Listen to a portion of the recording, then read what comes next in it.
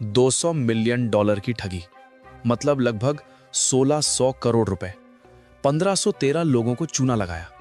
Jail सिर्फ 22 महीने। बाहर आया, किताब लिखी, हॉलीवुड ने फिल्म बनाई, किताब के राइट्स के $1 मिलियन, यानी करीब 8 करोड़ रुपए जेब में। उसी साल जिन लोगों को लूटा था उन्हें कितना दिया? $21,000, यानी सिर्फ 17-18 लाख। 8 करोड़ अपने लिए, 18 लाख जिन्हें बर्बाद किया उनके लिए। आज वो मोटिवेशनल स्पीकर है, लोगों को कामयाबी सिखाता है, ईमानदारी पर लेक्चर देता है।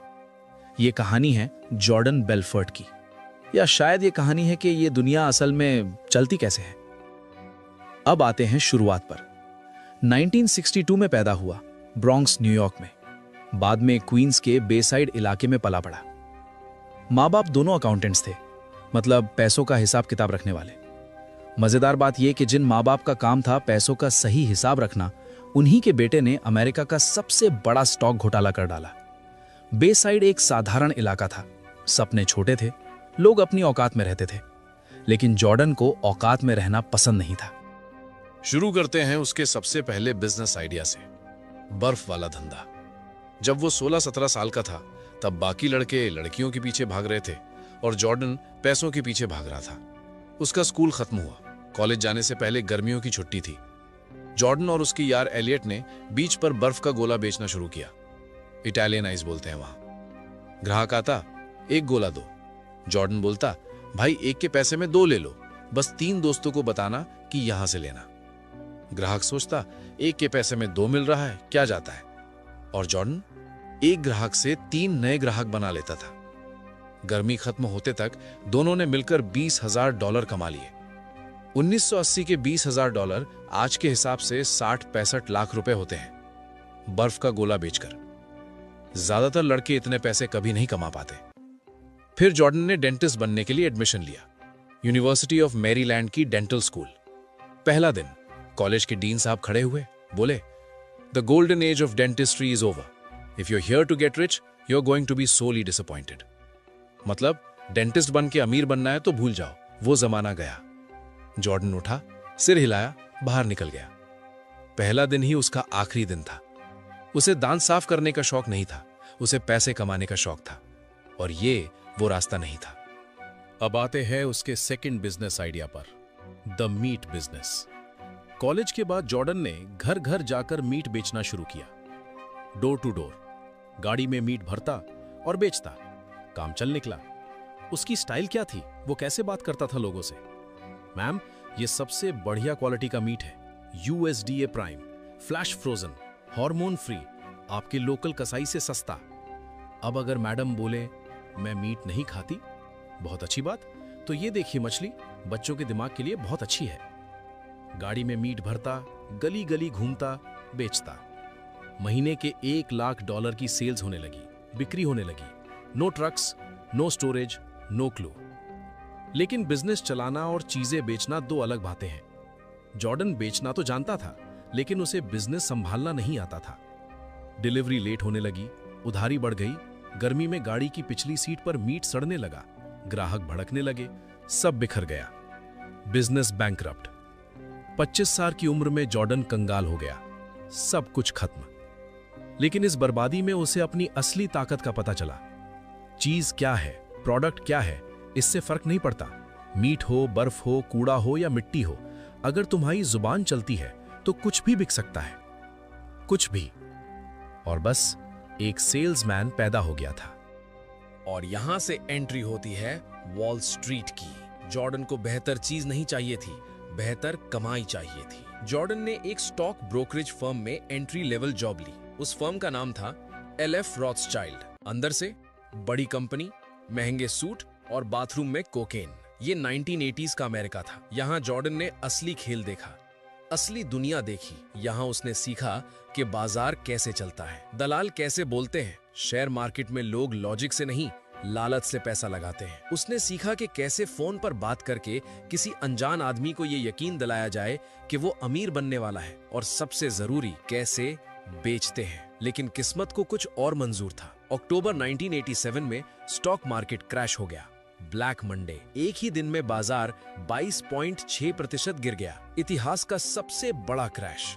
बड़ी बड़ी कंपनीज बंद हो गई। हजारों ब्रोकर्स यानी दलाल सड़क पर आ गए। जॉर्डन की नौकरी भी चली गई। अब सोचो, एक आदमी जिसने अभी अभी सब कुछ सीखा था, वो फिर से सड़क पर आ गया। लेकिन यहाँ जॉर्डन ने वो देखा जो किसी और ने नहीं देखा, मौका। पेनी स्टॉक्स के अंदर। अब ध्यान से सुनना, जो कि ये वो हिस्सा है जहां स्कैम शुरू होता है। पेनी स्टॉक्स क्या होते हैं? ऐसे शेयर्स जो कूड़े के भाव बिकते हैं, $1 से भी कम। ऐसी कंपनीज के जिनका कोई ऑफिस नहीं, कोई धंधा नहीं, बस कागज पर नाम। बड़ी कंपनीज के शेयर्स बेचने पर ब्रोकर को 1 या 2% कमीशन मिलता था, लेकिन पेनी स्टॉक्स, इन्हें बेचने पर 50% कमीशन मिलता था। 50%। मतलब जॉर्डन ने किसी को 10,000 के रद्दी शेयर्स बेचे तो 5,000 सीधे जॉर्डन की जेब में। कानूनी था, लेकिन सही नहीं था। ये लीगल चोरी थी। लेकिन जॉर्डन को क्या फर्क पड़ता था? उसने फोन उठाया और शुरू हो गया। वो लोगों को कॉल करता और ऐसी कहानी सुनाता जो ऑस्कर जीत सकती थी।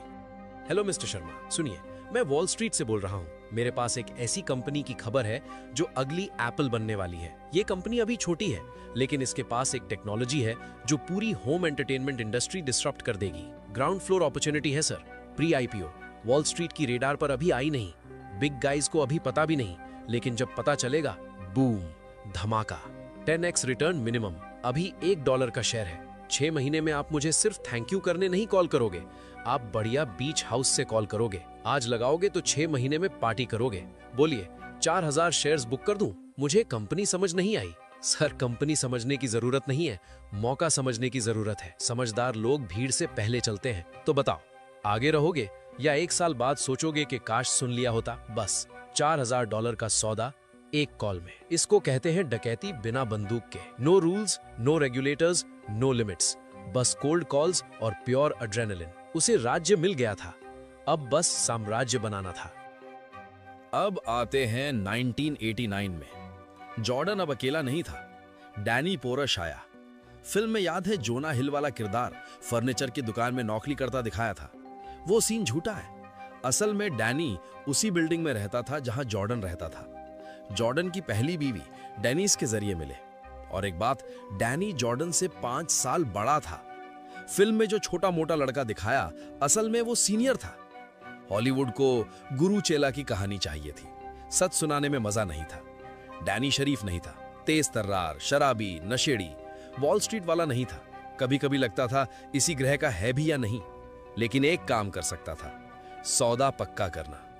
जॉर्डन ने उसमें कुछ देखा, भूख, वफादारी और एक बिना लिमिट का आदमी। साथ में दोनों खतरनाक थे। जॉर्डन दिमाग लगाता था, डैनी तूफान लाता था। और उसी तूफान से साम्राज्य बना जिसका नाम था स्ट्रैटन ओकमोंट। जल्दी ही जॉर्डन ने अपना खुद का फर्म खोला, स्ट्रैटन ओकमोंट। नाम सुनो, भारी लगता है। 100 साल पुरानी ब्रिटिश कंपनी जैसा, महंगी विस्की और चमड़े की कुर्सियों वाला। असल में लॉन्ग आइलैंड के गंदे से इलाके में सड़ा हुआ ऑफिस था। टिमटिमाती लाइट्स, टूटी फूटी कुर्सियां, सरकारी निगरानी शून्य। जो लड़के भरे थे, ये कोई MBA या PhD वाले लोग नहीं थे, एनालिस्ट्स नहीं थे, पढ़े लिखे भी नहीं थे। बारटेंडर थे, कॉलेज छोड़े हुए थे, मोहल्ले के लफंगे थे, जिनके पास खोने के लिए कुछ नहीं था और पाने के लिए पूरी दुनिया थी। जॉर्डन को एक्सपीरियंस नहीं चाहिए था, भूख चाहिए थी। सोचने वाले नहीं चाहिए थे, बेचने वाले चाहिए थे। जॉर्डन ने इन्हें ट्रेन किया। उसने एक सिस्टम बनाया जिसे कहते हैं स्ट्रेट लाइन परसुएशन। इसका मतलब सिंपल था, कस्टमर को हेलो से लेकर पैसे कहां भेजूं तक सीधी लाइन में ले जाना। अगर कस्टमर बोले मैं सोच के बताऊंगा, तो उस पर प्रेशर डालो। अगर वो बोले बीवी से पूछना है, तो उसकी मर्दानगी पर सवाल उठाओ। क्या आप अपने घर के फैसले खुद नहीं लेते सर? क्या आप अपनी फैमिली को अमीर नहीं बनाना चाहते? अगर वो बोले पैसे नहीं हैं, तो बोलो साहब क्रेडिट कार्ड से भी हो सकता है, आप पैसा इन्वेस्ट कर रहे हैं, उड़ा नहीं रहे। हर ना का जवाब था, हर बहाने का तोड़ था। ये ऑफिस एक नॉर्मल ऑफिस नहीं था, ये एक कल्ट था, एक पागलपन का अड्डा। सुबह से शाम तक लड़के फोन पर चिल्लाते थे, गालियां देते थे, झूठ बोलते थे, ऑर्डर्स बंद नहीं होते थे, और जब डील क्लोज होती थी तो वो फोन पटक देते थे और पूरा ऑफिस तालियां बजाता था। पैसा बरसता था। मीटिंग रूम्स में स्ट्रिपर्स नाचती थीं, चीखते फोन, एयर हॉर्न्स, $2,000 के सूट्स और इतना नशा कि गैंडा मर जाए। वहां ड्रग्स ऐसे चलते थे जैसे चाय पानी, कोकेन, पिल्स, शराब। क्यों? क्योंकि जब तुम दिन भर लोगों को लूट रहे हो तो तुम्हारा जमीर तुम्हें सोने नहीं देगा। इसलिए ये लोग नशे में धुत रहते थे ताकि उन्हें याद ना रहे कि वो क्या कर रहे हैं। जो अच्छा बेचता उसे राजा जैसा ट्रीट किया जाता। बोनस, छुट्टियां, महंगी घड़ियां ऑफिस में टॉफी की तरह उछाली जाती। जो अच्छा नहीं बेचता, सबके सामने बेइज्जती, घंटों में बाहर, नया लड़का तैयार। कुछ भी नॉर्मल नहीं था। फर्नीचर नहीं, कंपनी की गाड़ी नहीं, फायर एक्सटिंग्विशर नहीं। किसी ने एक बार उसमें क्रीम और शराब भर दी। जॉर्डन अब मालिक नहीं था। वो महंगे सूट में एक कल्ट का नेता बन गया था। स्ट्रैटन ओकमॉन्ट की चालाकी सिर्फ ये नहीं थी कि कैसे बेचते थे, किसको बेचते थे, ये थी। भूले बिसरे लोग, काम से रिटायर हुए बूढ़े, परेशान माँ बाप, वो लोग जिन्हें बड़ी कंपनीज इग्नोर करती थी। स्ट्रैटन उन्हें उम्मीद बेचता था, जल्दबाजी में लपेटकर, झूठे भरोसे में सजाकर, हवाई अंदाजों से सजाकर। शुरू में कूड़े वाले पेनी स्टॉक्स थे, ऐसी कंपनीज जो अपनी प्रेस रिलीज के बाहर एग्जिस्ट ही नहीं करती थी। लेकिन जैसे पैसा आया, खेल बदला। अब नकली कंपनीज नहीं थी, असली आईपीओस थे। सस्ते में ढेर सारे शेयर्स खरीदो, सेल्स फ्लोर को हाइप मशीन बनाओ, कॉल पर कॉल, वादे पर वादे, बाजार में नकली एक्साइटमेंट भर दो, शेयर का दाम ऊपर ले जाओ। फिर जब दाम सबसे ऊपर हो, सब बेच दो। हजारों लोगों को कूड़ा पकड़ा के छोड़ दो। इसे कहते हैं पंप एंड डंप। लेकिन स्ट्रैटन ओकमॉन्ट में इसे कहते थे एक नॉर्मल ट्यूसडे है। 1994 तक स्ट्रैटन ओकमॉन्ट जोरों पर था। कंपनीज को बाजार में उतार रहे थे, करोड़ों इधर उधर हो रहे थे, देश भर में चर्चा थी। लेकिन ऊपर से जो चमक थी, अंदर से सब सड़ रहा था। वही खेल बार बार, शेयर का भाव बढ़ाओ, सपना बेचो, हकीकत पकड़े, उससे पहले भाग जाओ। लेकिन अब वो छुपे नहीं रहे थे। SEC, अमेरिका की सरकारी एजेंसी, ने शक करना शुरू कर दिया। शिकायतें आने लगी। लोगों ने $60 में खरीदा, 30 सेंट्स पर गिरते देखा। अंदर से भी कुछ दलाल सवाल पूछने लगे। ऐसे शेयर्स बेच रहे थे जिनकी कंपनी का कोई धंधा नहीं, कोई माल नहीं, कभी कभी फोन नंबर भी नहीं। जॉर्डन अब इतना अमीर हो चुका था कि उसे समझ नहीं आ रहा था कि पैसा कहां रखे। उसने स्विट्जरलैंड में बैंक अकाउंट्स खोले। पैसा स्विट्जरलैंड भेजने के लिए उसने लोगों की पीठ पर कैश बांध कर भेजा। यहां तक कि उसने अपनी बीवी की बुआ को भी यूज किया पैसा छुपाने के लिए। फिर शेल कंपनीज के जाल में कुछ अकाउंट्स जॉर्डन की मौसी के नाम यूके में थे, कुछ जनेवा में, ऐसी कंपनीज के नाम जो थी ही नहीं। एक बार जॉर्डन ने अपनी नौकरानी का इस्तेमाल किया, नोटों से भरे लिफाफे कपड़ों में सिलकर। जॉर्डन इसे कहता था प्रोटेक्शन ऑफ मनी। FBI इसे कहती थी काला धन सफेद करना। वो कसीनो जाता, $50,000 के चिप्स खरीदता, थोड़ा जुआ खेलता, चिप्स वापस पैसों में बदलवाता, साफ पैसा।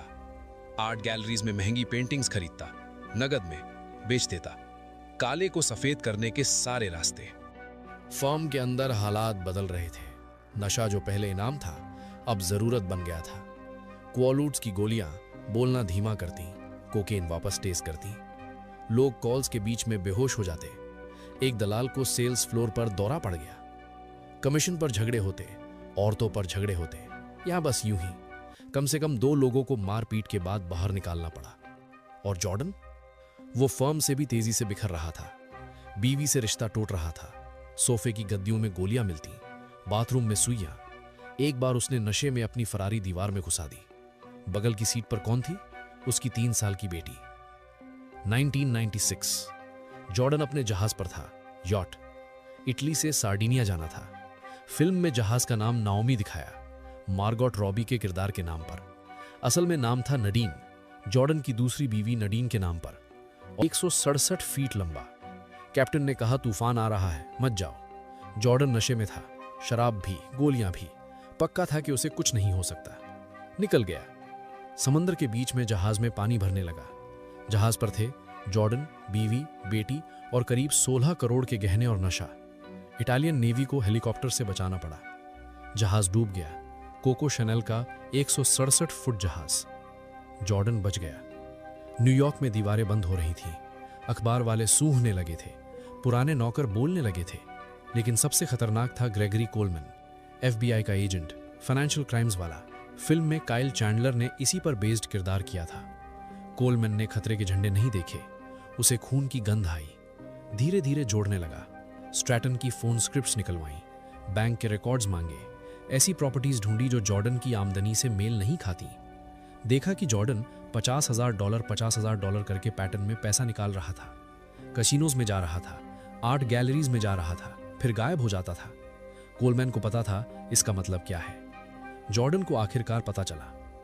जॉर्डन को जो नहीं पता था, उसके अपने कुछ आदमी पलट चुके थे। एक किसी और मामले में पकड़ा गया था, दूसरा बोनस ना मिलने से जला हुआ था। उन्होंने रिकॉर्डर वायर पहने, कॉल्स रिकॉर्ड किए, फाइलें दे दी, और जैसे जैसे आग बढ़ी और लोग कूदे, ईमानदारी से नहीं, अपनी खाल बचाने के लिए। जो लोग जॉर्डन के साथ रोज खाना खाते थे, वो उसके खिलाफ सबूत जमा कर रहे थे। दिसंबर 1996, सुबह सुबह सरकारी एजेंट्स स्ट्रैटन ओकमॉन्ट पहुंचे। फोन डेस्क से उखाड़ दिए गए, अलमारियां खाली हो गई, कंप्यूटर्स कॉपी हो गए। किसी ने कागजात टॉयलेट में बहाने की कोशिश की, किसी ने ब्रीफ केस में कतरे हुए कागज लेकर निकलने की। फर्क नहीं पड़ा। FBI के पास जो चाहिए था वो था, लेकिन जॉर्डन रुका नहीं। 1997 में जब जांच चल रही थी और साफ बोला गया था पैसा मत हिलाओ, जॉर्डन ने स्विट्जरलैंड को $2 मिलियन भेज दिए। वो ट्रांसफर पकड़ा गया। बातचीत रिकॉर्ड हो चुकी थी। वो एक ट्रांसफर वो धागा बन गया जिसने सब उधेड़ दिया। 1998 के आखिर तक जॉर्डन के पास कोई चाल नहीं बची थी। FBI के पास रिकॉर्डिंग्स थी, SEC के पास फाइल्स थी। वो साम्राज्य जो फोन कॉल्स और झूठे वादों पर बना था, ढह चुका था। उसकी बारी थी। 30 साल तक की जेल हो सकती थी। तो जॉर्डन ने वो किया जो हमेशा करता था, बेचा। पर शेयर्स नहीं, उसने खुद को बेचा। वो रैट बन गया। उसने एक चूहे की तरह अपने सारे दोस्तों, सारे पार्टनर्स, यहां तक कि अपने बचपन के यारों को भी बेच दिया। उसने वायर पहना, लोगों की बातें रिकॉर्ड की और FBI को दे दी। एक एक करके जो लोग उसकी पूजा करते थे, रसीदों की तरह सौंप दिए। 30 से ज्यादा लोगों पर केस चला। ब्रोकर्स, साझेदार, दोस्त। कुछ ने स्ट्रैटन स्कूल के बाद सीधे ज्वाइन किया था, जॉर्डन से बेचना सीखा था, उसका तरीका अपनाया था। अब वो इसकी कीमत चुका रहे थे। जिन लोगों ने जॉर्डन की वजह से स्कैम किया, उन्हें लंबी जेल हुई। और जॉर्डन को सिर्फ 22 महीने की जेल हुई, वो भी किसी काल कोठरी में नहीं, बल्कि मिनिमम सिक्योरिटी वाली जगह में, टाफ्ट करेक्शनल इंस्टीट्यूशन, कैलिफोर्निया, जिसे लोग क्लब फेड बोलते हैं। कोई ऊंची दीवारें नहीं, कोई सलाखें नहीं, पहरेदारों के पास बंदूकें नहीं थी। एक ऐसी जेल में जहां टेनिस कोर्ट था, जिम था। सुबह जॉर्डन टेनिस खेलता था, दोपहर को जिम करता था। वहां टॉमी चोंग मिला, चीच एंड चोंग वाला कॉमेडियन, नशे की चीजें बेचने के चार्ज में था। जॉर्डन ने उसे पूरा किस्सा सुनाया। नशा, जहाज, नोटों के लिफाफे, वो झूठ जो जिंदगी बन गया। टॉमी हैरान नहीं हुआ, गुस्सा नहीं हुआ, बोला लिख नाल। तो जॉर्डन ने लिखा। 2007 में किताब आई, The Wolf of Wall Street. ऐसी किताब जो माफीनामे से ज्यादा जीत का जश्न थी। उसने अपनी सारी चोरी, सारी अय्याशी, सारे स्कैम्स को बड़े गर्व से लिखा। कोई शर्म नहीं, कोई पछतावा नहीं, बस जहाज, औरतें, ठगी और चुटकुले। लोगों ने खूब पढ़ी। और जेल से बाहर आने के बाद क्या हुआ? फिल्म राइट्स बिके, दूसरी किताब लिखी, हॉलीवुड ने उस पर मूवी बनाई। 2013 में मार्टिन स्कॉर्सेज़ी और लियोनार्डो डिकैप्रियो ने इसे दुनिया भर में धूम मचाने वाली फिल्म बना दी। लियोनार्डो डिकैप्रियो ने उसका रोल किया और पूरी दुनिया ने उसे हीरो बना दिया। वही आदमी जिसने लोगों से झूठ बोला, अब उन्हें बड़े पर्दे पर मनोरंजन करा रहा था। लोग हंसे, आलोचकों ने तालियां बजाई। जॉर्डन बेलफोर्ड, दोषी, ठग, पॉप कल्चर का नायक बन गया। लेकिन जिन्हें लूटा, उन्हें फिल्म डील नहीं मिली, चैन नहीं मिला, ज्यादातर को पैसे वापस नहीं मिले। एक टीचर जिसकी रिटायरमेंट गई, एक फौजी जिसने जिंदगी भर की कमाई लगाई, एक परिवार जिसने घर गिरवी रखा अगली बड़ी चीज के लिए। वो कर्ज में रह गए, कुछ नहीं बचा। कोर्ट ने जॉर्डन को $110 मिलियन, करीब 900 करोड़ रुपए वापस करने को कहा। आज तक सिर्फ टुकड़ा दिया है, बाकी बाहर के अकाउंट्स में, शेल कंपनीज में, कानूनी छेदों में। वो कहता है काम कर रहा हूं। जिन्हें लूटा वो अभी भी इंतजार कर रहे हैं। कई मर चुके हैं इंतजार करते करते। आज जॉर्डन बेलफोर्ड बाहर है। वो मोटिवेशनल स्पीकर है, पॉडकास्ट वाला है, कामयाबी बेचता है, ईमानदारी सिखाता है, वो सेल्स ट्रेनिंग देता है, वो दुनिया भर में घूमता है, स्टेजेस पर बोलता है और लोगों को सिखाता है कि सफल कैसे बने। वुल्फ नाम ऐसे पहनता है जैसे तमगा हो, जख्म नहीं। जॉर्डन न्याय से, जस्टिस से बचकर नहीं निकला, उसने न्याय बेच दिया। 22 महीने की जेल को किताब में बदला, ठगी को, स्कैम को शोहरत में बदला। अब अगर तुम सोच रहे हो ये अमेरिका की बात है, सेम तरीके से इंडिया में हजारों करोड़ लुटे हैं। शारदा स्कैम 2500 करोड़, 17 लाख लोग, पैसा डबल। रिक्शे वालों से लेकर टीचरों तक। रोज वैली स्कैम 15,000 करोड़, गांव गांव में एजेंट्स, पक्का रिटर्न। सहारा स्कैम, 24,000 करोड़, 3 करोड़ लोगों ने पैसे जमा किए।